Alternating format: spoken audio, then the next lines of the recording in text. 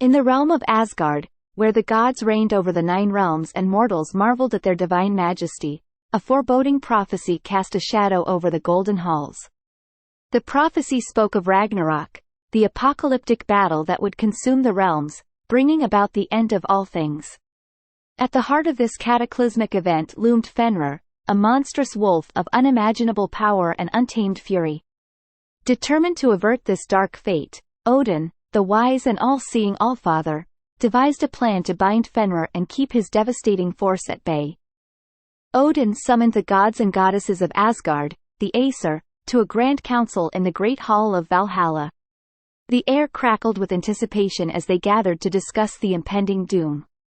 It was there that Odin revealed his audacious plan, to create a chain, forged with the utmost craftsmanship and imbued with the power of the realms, that would be capable of restraining the mighty Fenrir.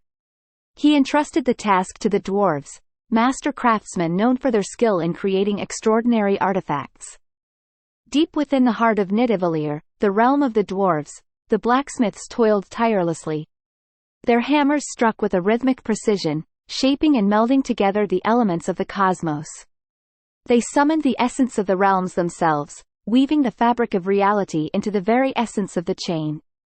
The links were formed from the softest whispers of a cat's footfall, the roots of a mountain that held steadfast against time, the breath of a fish that swam through the depths of the oceans, the sinew of a bear that represented unyielding strength, the spittle of a bird that soared freely through the skies, and the beard of a woman who embodied wisdom and cunning.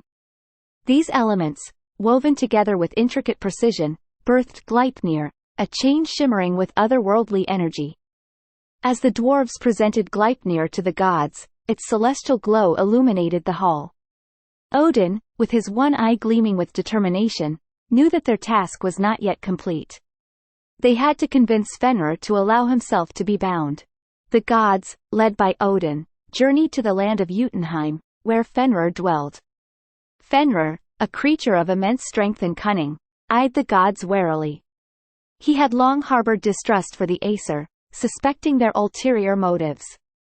Odin, understanding Fenrir's skepticism, proposed a contest to showcase the wolf's indomitable power. If he could break free from any binding placed upon him, he would be hailed as the mightiest creature in all the realms.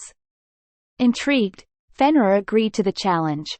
One by one, the gods attempted to restrain him, using ordinary chains and fetters.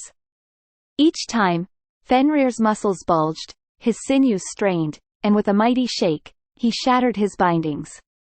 The gods exchanged worried glances. It seemed impossible to restrain the monstrous wolf. Then, Tyr, the god of valor and sacrifice, stepped forward, his eyes shining with a fierce resolve.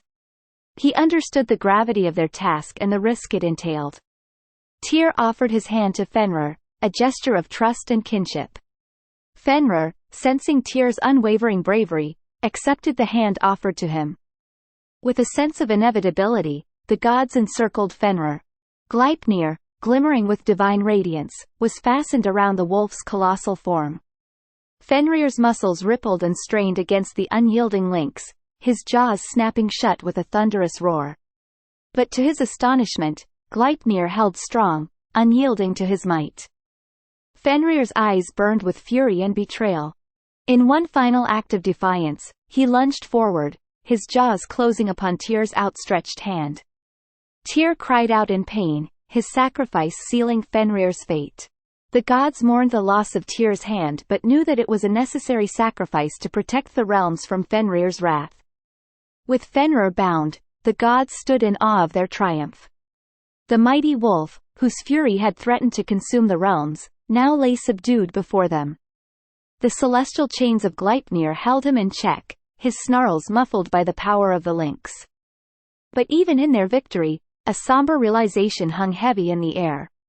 The prophecy of Ragnarok, the final battle that would engulf the realms in chaos and destruction, still loomed ominously on the horizon.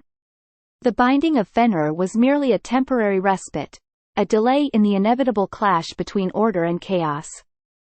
Odin, the wise and far-seeing Allfather, stood at the forefront of the gods, his gaze fixed upon Fenrir. He knew that the wolf's restraints were not a permanent solution. In the depths of his one remaining eye, he saw the future unfold, the strands of fate intertwining with every passing moment. He understood that Ragnarok would eventually arrive, and Fenrir would play a pivotal role in the grand tapestry of cosmic events. As the gods contemplated the gravity of their situation, a sense of unease settled upon them. They had achieved a momentous feat in binding Fenrir, but the ultimate challenge still awaited them.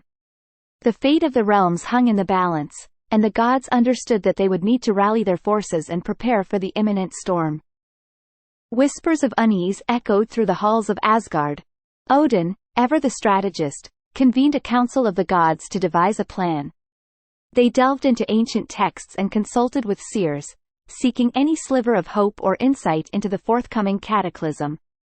The gods knew that they needed to muster their strength, forge alliances, and fortify their defenses. Amidst the uncertainty, a glimmer of hope emerged. Prophecies spoke of a chosen champion, a hero who would rise in the darkest hour and lead the gods in their final battle against the forces of chaos. The gods scoured the realms, searching for this fabled figure, hoping to find the one who could turn the tides in their favor. In the meantime, they redoubled their efforts to ensure that the chains that bound Fenrir remained unyielding. The dwarves, renowned for their craftsmanship, reinforced Gleipnir with additional enchantments, infusing it with the essence of the realms themselves. They invoked the powers of the earth, the heavens, and the seas, imbuing the chain with an impenetrable strength. As the gods and goddesses stood vigilant, watching over the bound Fenrir, they prepared themselves for the trials that lay ahead.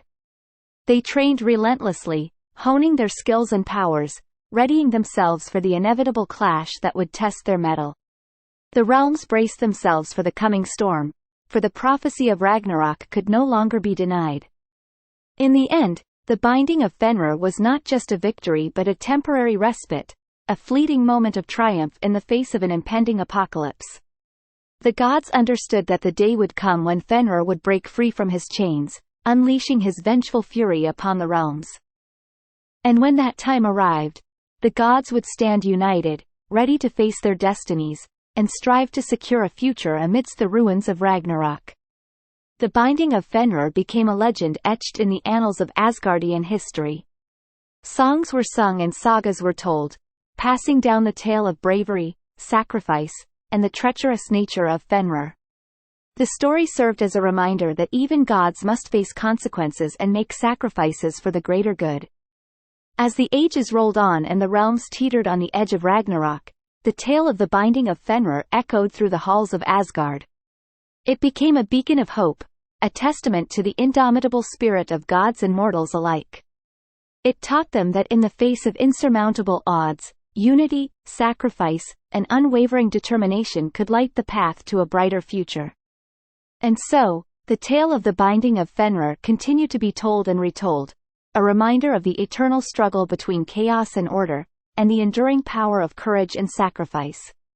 For in the depths of darkness, it is the bonds of loyalty and the strength of unwavering resolve that give birth to true heroes, shaping the destiny of the realms and the fate of all who dwell within them.